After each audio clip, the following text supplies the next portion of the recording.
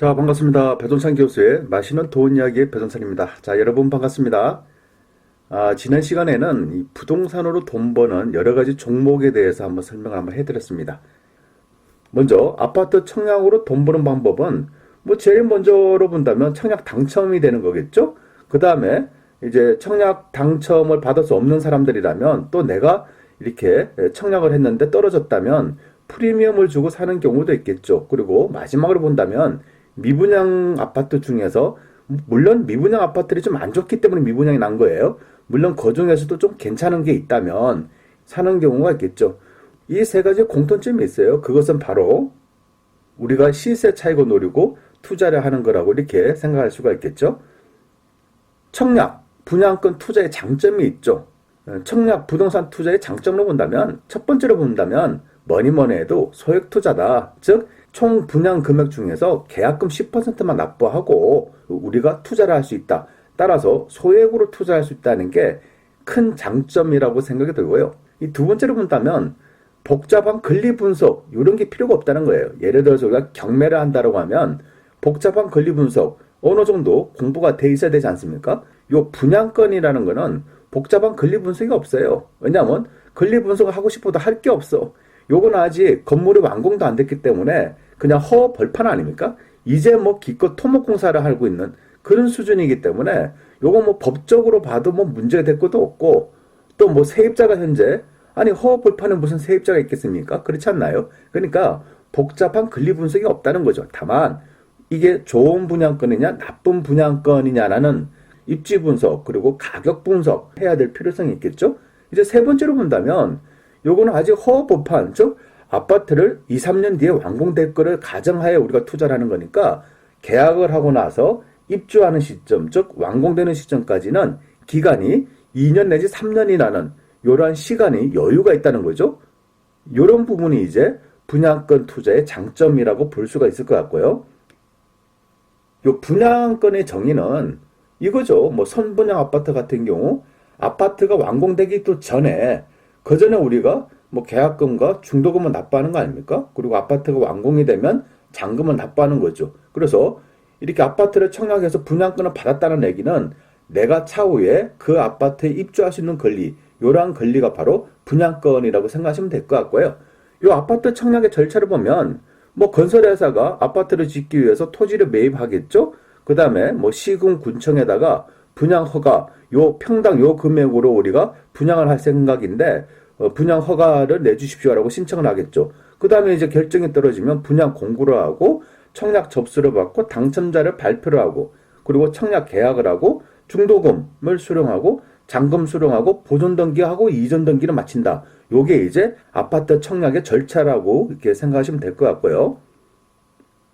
그러면 우리 청약자들의 청약 절차라는 것도 있죠. 그래서 제일 먼저 아파트를 우리가 분양받기 위해서는 제일 먼저 기본 중에 기본이죠. 청약 통장을 가지고 있어야 되겠죠. 그 다음에 청약 대상 아파트를 선정해야 되겠죠. 즉 내가 어떤 아파트를 선정할 것이냐. 내가 10년 동안 청약 통장을 가지고 있는데 그럼 내가 청약받을 아파트를 이제 선정을 해야 되지 않겠습니까? 그래서 청약 대상 아파트를 선정을 하고 청약 조건이나 여러 가지 아파트에 대한 정보를 확인하시고 청약을 접수하겠죠. 그러면 당첨자가 확인이 되고 청약 계약을 할까 말까 선택을 하셔가지고 만약 청약 계약을 한다면 계약서 쓰는 거고 청약 계약을 안 한다면 그냥 파기가 되는 거죠. 그 다음에 청약 계약을 했다면 중도금을 납부하고 잔금을 납부하고 이제 입주하고 소유권 이전 등기를 이렇게 하게 되는 거죠. 그래서 여기서 중요한 건 바로 청약 대상 아파트를 선정하는 거. 요 부분이 가장 중요하다. 그래서 제가 빨간색으로 제가 준비를 해드린 겁니다. 가장 중요하죠. 이 상태에서 좋은 아파트를 분양받으시면 즉 돈이 되는 거고요. 이 상태에서 나쁜 아파트를 여러분이 분양받으시면 여러분의 소중한 돈이 나가게 되는 거죠. 그래서 여러분이 어떤 아파트를 청약할 것이냐 이 부분에 대해서는 정말 조심조심 또 조심 또 여러 가지 생각을 많이 하시고 분석을 하신 뒤에 들어가셔야 된다는 얘기죠. 그러면 청약 대상 아파트 즉 좋은 아파트를 어떠한 방법으로 찾냐라는 거죠. 뭐 첫 번째로 본다면 여러분이 살고 계시는 지역에 아파트를 새로 분양을 한다라고 하면 뭐 주변 사람들이 어디 아파트 있는데 그 아파트 위치도 좋아. 그리고 평당 가격도 저렴하게 분양하는 것 같아. 사람들이 많이 선호하는 것 같아. 이런 식으로 해가지고 지역 주민들, 주변 사람들을 통해서 정보를 입수할 수도 있을 것 같고요. 두 번째로 본다면 인터넷 부동산 포털 사이트, 뭐 네이버 부동산이 됐든 부동산 124가 됐든 부동산 뱅크가 됐든 뭐 여러 가지 사이트가 있지 않습니까?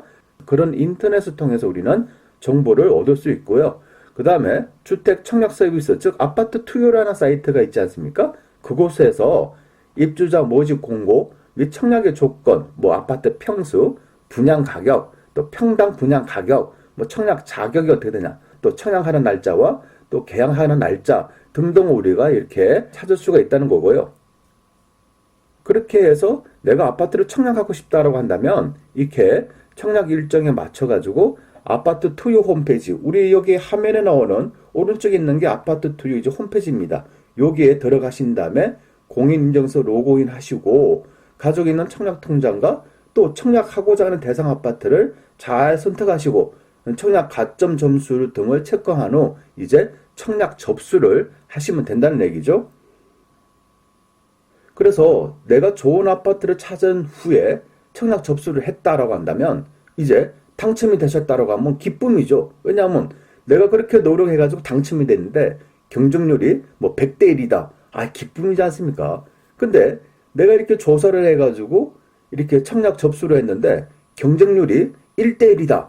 요건 별로 이제 느낌이 안 좋다는 거죠. 왜? 남들이 선호하지 않았다는 얘기지 않습니까? 그 남들이 선호하지 않았다는 얘기는 인기가 없다. 뭔가 문제가 있다고 생각하시면 되고 남들이 선호를 했다. 즉 100대 1이다.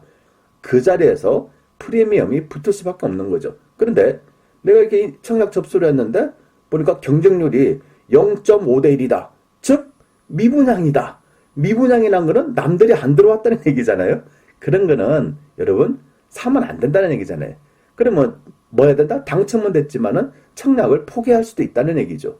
그래서 아무튼 내가 50대 1의 경쟁률을 뚫고 청약 당첨이 됐다라고 하면 이제 청약 계약을 하셔야 되겠죠. 그 다음에 아파트를 계약하셨기 때문에 뭐 계약금 납부하시고 그 이후에 중도금 뭐 1차, 2차, 3차, 4차, 5차, 6차 이렇게 납부하시고 잔금 납부다. 즉 아파트가 다 완공이 됐다. 그러면 잔금을 납부하시고 입주를 하시고 이전 등기를 하는 절차 이런 식으로 이제 흘러간다는 거고요. 이렇게 이 기본적인 부분에 대해서 한번 설명 한번 해드렸고요. 그러면 여러분이 그토록 궁금하시는 이제 실전으로 한번 넘어가면요. 이 분양권의 시세 차익이라는 게 있죠. 아주 간단합니다. 여러분의 아파트를 분양받을 당시에는 이렇게 허벌판이에요. 토목공사도 제대로 안 돼 있는 상태에서 이런 식으로 허벌판에서 여러분이 아파트를 분양받기 위해서 계약을 하신다는 거죠. 그래서 여러분이 계약할 당시에는 분양 가격이 5억이었다 라고 하는데 2년 내지 3년이 지난 뒤에 여러분이 입주할 시점이 됐는데 요거 보니까 시세가 6억 한다는 거예요. 그러면 프리미엄이 얼마가 붙은 겁니까? 1억 원이 붙었다는 얘기죠. 여러분, 지금 세상에서 무엇을 해가지고 1억 원을 이렇게 돈을 벌 수 있을까요? 좋은 아파트를 내가 분양받음으로써 입주할 때 되니까 프리미엄이 이렇게 1억이 붙었다는 거예요. 이처럼 어떻게 보면 쉽고 또 재밌고 또 기쁘고 이런 투자처가 어디 있냐는 거죠. 따라서 이렇게 분양권으로 인하여 시세 차익을 얻을 수 있기 위해서 우리는 기본적으로 뭐가 있어야 된다? 청약통장이 있어야 된다는 얘기입니다. 따라서 이러한 청약통장은 아파트를 청약받을 수 있는 조건, 기본 중에 기본이 바로 청약통장이라는 거죠. 그래서 우리가 바로 청약통장으로서 아파트를 분양받을 수 있다는 거예요. 어떻게 보면 여러분이 그토록 요구하시는 거, 원하시는 거, 내 집 마련, 청약통장으로 인해서 내 집 마련을 할 수 있다는 거죠. 그래서 청약통장으로 해서 좋은 아파트를 분양받았다. 그것으로서 수익을 창출할 수 있다는 거죠. 즉 아파트를 분양받음으로써 돈을 벌 수 있다. 요게 청약통장의 가장 중요한 매력 아닌가요? 요게 핵심인 거예요. 요게 핵심. 자, 그럼 청약통장이 있다면 여러분이 만약에 청약통장이 있어요. 그러면 요 청약통장을 어떻게 해야 될까요? 청약통장이 있다면 아주 간단하죠. 청약 받으시면 돼요. 그냥 청약 받아라는 거죠. 그런데 제가 이 방송을 통해서 청약을 받아라 라고 했다고 해가지고 그냥 아무 아파트나 가가지고 아무 분양권을 막 산다. 이러면 안 된다는 얘기예요. 제가 분명히 말씀드리는 건요. 좋은 아파트가 있고 나쁜 아파트가 있듯이 시세가 올라가는 좋은 분양 아파트가 있고 시세가 올라가지 않은 나쁜 분양 아파트가 있다는 거예요. 따라서 여러분들은 좋은 아파트, 또 시세가 올라가는 아파트, 그런 아파트에 대해서 청약을 들어가셔야 되고, 시세가 올라가지도 아니해, 또 분양가도 너무 비싸, 입지 조건도 없어, 그런 아파트는 들어가시면 안 된다는 얘기예요. 그래서 청약에 들어갈 아파트는 입지 조건이 좋아야 되겠죠. 그리고 아파트의 평당 분양 가격이 주변 시세의 아파트 평당 가격에 비해서 가격이 낮아야 되겠죠. 그럼 얼마나 좋아요. 그리고 경쟁률이 1순위에서 마감됐다. 즉 20대 1, 30대 1, 최소 한 10대 1 정도로 마감이 됐다. 그러면 요런 아파트 정도 된다면 여러분들이 청약에 들어가셔야 된다는 얘기고요. 입지 조건이 별로 안 좋아요. 요런 상태에서 아파트의 평당 분양 가격도 주변에 있는 기준 아파트의 평당 가격에 비해서 가격이 너무 높아요. 요런 경우에 들어가면 안 된다는 얘기죠. 그러다 보니까 경쟁률도 미달이라는 얘기입니다. 즉 미분양이 된 아파트다. 요런 아파트는 청약 들어가면 된다 안 된다? 안 된다는 얘기예요. 꼭 명심하세요. 청약 통장이 있다고 무조건 청약 바라다. 요 얘기는 절대 아니고 들어갈 아파트가 있고 들어가면 안 될 아파트가 있다는 거, 요거 굉장히 중요합니다. 그런데요, 이렇게 이제 말씀을 해드려도 꼭 나중에 꼭 이렇게 또 물어보시는 분이 계셔요. 어떻게 물어보시냐라고 하면, 교수님, 저는요 청약 통장은 있는데 돈이 없어요. 이렇게 여쭤보시는 분도 반드시 계시겠죠. 그래서 제가 앞서 말씀드렸지 않습니까? 이 아파트 분양권 투자의 장점으로 본다면 큰 돈이 들어가지 않는다. 이 부분에 대해서 굉장한 장점이라고 말씀드렸잖아요. 만약에 중도금 대출이 된다면 어떻게 보면 계약금 10%만 있으면 되는 거고, 중도금 대출이 안 된다면 중도금까지 다 마련하셔야 되기 때문에 돈이 좀 있어야 되겠죠. 이 부분은 반드시 좀 확인하시고 투자를 하시고, 그런데 많은 아파트들이 중도금에 대해서는 대출이 가능할 수도 있지 않습니까? 아래로 보시면요, 이렇게 분양하는 아파트들이 많다는 거예요. 분양 가격이 4억이다라고 가정한다면 계약금 4천만 원, 1차, 2차, 3차, 4차, 5차, 6차 중도금 각 4천만 원씩, 그리고 잔금은 1억 2천이란 거죠. 분양 금액이 4억인데 어떤 경우는 계약금 4천만 원만 납부하고 1차부터 6차까지 중도금, 이 부분에 대해서는 1차, 2차만 중도금을 납부하고 나머지 중도금은 이자 후불제가 있을 수가 있다는 얘기고요. 두 번째로 본다면 중도금 1차부터 중도금 6차까지 모든 중도금이 전액 이자 후불제, 즉 중도금은 납부하지 마라. 은행에서 대신 납부를 하고, 이 은행에서 대신 납부를 하게 됨으로써 은행에 줄 이자는 잔금할 때, 아파트 완공돼서 잔금할 때 이자 후불제로 지급이 가능하다는 얘기입니다. 그 세 번째로 본다면 중도금이 1차부터 중도금 6차까지 전액 무이자라는 거예요. 1차부터 6차까지 중도금은 은행이 대신 납부를 하고 은행에서 여러분에게 이자도 안 받겠다는 거예요. 즉 중도금 전액 무이자라는 겁니다. 무이자. 네 번째로 본다면 계약금 5%, 계약금 4천만 원도 아니야. 그냥 계약금 5%, 즉 2천만 원만 납부해. 그리고 중도금이 전액 무이자라는 겁니다. 즉 은행에서 돈을 중도금은 납부하고 이자도 안 받겠다는 얘기예요. 다섯 번째로 본다면 계약금도 4천만 원인데 여기는 500만 원만 납부하라는 얘기예요.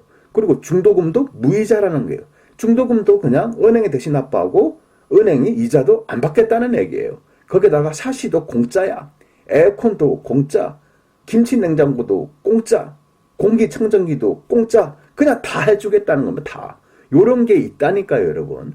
따라서 여러분이 분양받는 아파트, 일단은 중도금이 어떻게 되는지, 1차, 2차 납부를 해야 되는지, 아니면 융자가 되는지, 융자가 돼도 이자 후불제인지, 아니면 이자를 또 바로바로 납부해야 되는지, 아니면 이자를 하나도 안 내도 되는지, 요런 부분에 대해서 반드시 확인을 하셔야 되고, 요 부분에 대해서 중요한 포인트, 여러분이 꼭 눈여겨보셔야 될 부분이 있죠. 다음 화면을 보시면요, 이 중도금 중 빨간색으로 된 부분, 이 3번, 4번, 5번이랑 나와 있지 않습니까? 요 부분에 대해서는 조심하셔야 된다는 얘기예요. 왜 그러냐면 중도금이 전액 무이자다. 요거는 앞서 말씀드렸죠? 은행에서 중도금을 대신 납부하는데 이자를 안 받겠다는 얘기잖아요. 근데 중요한 거는 건설회사가 은행에 여러분이 납부할 이자를 대신 납부를 한다는 거 아닙니까? 그래서 은행이 이자를 안 받는 거예요. 은행이 왜 이자를 안 받겠어요? 건설회사에서 이자를 주니까 안 받는 거죠. 그리고 네 번째로 본다면 계약금 5%, 아니 계약금 10%면 계약금 4천만 원인데 계약금 5%만 받겠다. 즉 2천만 원만 받고 중도금도 무이자라는 거죠.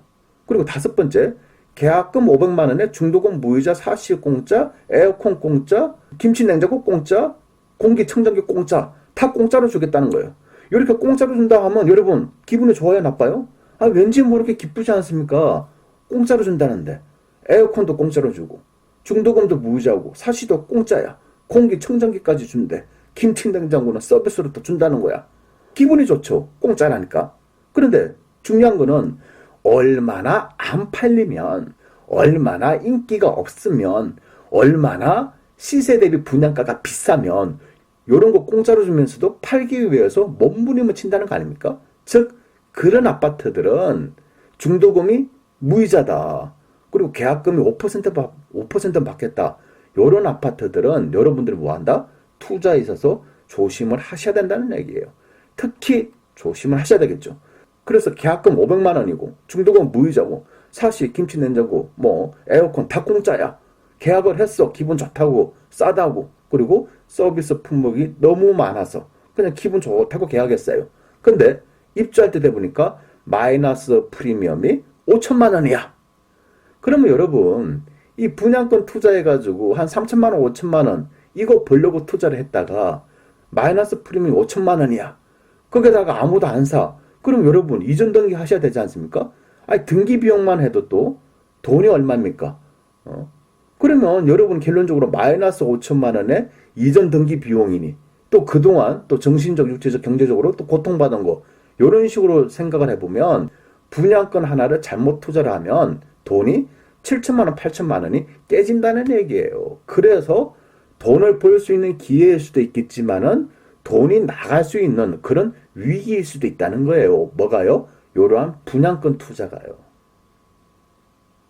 그럼 제가 그 틀을 이렇게 말씀드렸는데 교수님 저는 기타 등등 해가지고 지금 청약통장은 있는데 요거 청약통장 별로 의미가 없어 보이는데 지금이라도 이 청약통장 해약할까요? 라고 물어보신다면 전 이렇게 말씀드리고 싶어요. 이 청약통장은 재테크의 기본 중에 기본이다. 이 청약통장만큼 중요한 게 어딨냐는 거죠, 세상에. 따라서 이 청약통장은 어떤 경우든 해약하시면 안 된다는 얘기예요. 지금 당장은 아니더라도 지금은 돈이 없고 지금은 내가 뭐 계약금 10% 요거 납부할 돈도 없다라고 하더라도 여러분 언젠가는 이 청약통장을 쓸 날이 다가온다는 얘기죠. 무엇보다 지금 이 저의 방송을 지금 시청하고 계시지 않습니까? 이처럼 열심히 노력하시고 이처럼 부동산, 이처럼 재테크에 대해서 열심히 공부하시는데 또 이처럼 열심히 돈을 벌기 위해서 노력하시는데 여러분한테 기회가 반드시 올 수밖에 없다는 거예요. 그래서 저는 여러분에게 이렇게 말씀해드리고 싶어요. 가능하다면 어떻게 보면 무조건 청약통장만큼은 여러분이 해약하지 마시고 꼭 가지고 계시라는 얘기예요. 어차피 뭐 청약통장 해약해봤자 그 돈 어디에서 쓸 거예요, 여러분? 그냥 뭐 생활비 조금 보태 쓰고 잡비로 쓰고 안 그런가요? 그래봤자 그냥 목돈 나가시는 거예요. 아무 의미 없이 그냥 소중한 청약통장만 날아가고 목돈도 날아간다는 얘기예요. 그렇게 의미 없게 돈 쓰지 마시고요, 여러분. 그냥 청약통장 그 돈 꽉 그냥 묶어 두세요. 참고 기다리면 언젠가는 복이 온다는 말 있지 않습니까? 그렇듯이 이 청약통장은 분명 여러분에게 아파트 청약을 받을 수 있는 그러한 기회를 마련해 줄 겁니다. 따라서 쉽게 그냥 가볍게 아니 지금 뭐 아파트 미분양이 많은데 무슨 청약이야 이렇게 생각하지 마시고요. 먼 미래를 위해서 반드시 청약통장은 꼭 가지고 계시기 바랍니다. 언젠가는 그러한 청약통장으로 인하여 여러분에게 돈이 들어올 거예요. 이상까지 배종찬 교수의 맛있는 도원 이야기였습니다. 감사합니다.